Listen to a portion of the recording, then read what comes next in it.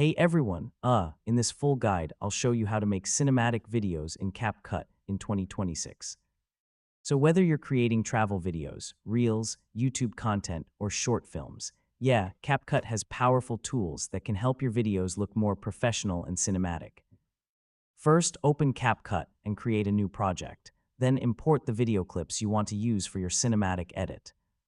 Next, drag your clips onto the timeline and arrange them in the order that best tells your story.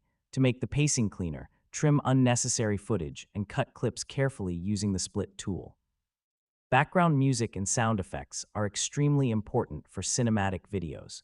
Yeah, emotional music and clean sound design can completely change the mood of your edit. To make your video feel more professional, add clean cinematic titles or subtitles using the text section.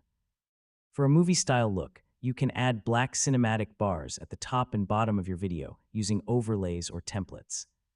Once your cinematic edit is finished, click Export and choose high-resolution settings like 1080p or 4K for the best final quality. And that's basically how to make cinematic videos in CapCut in 2026.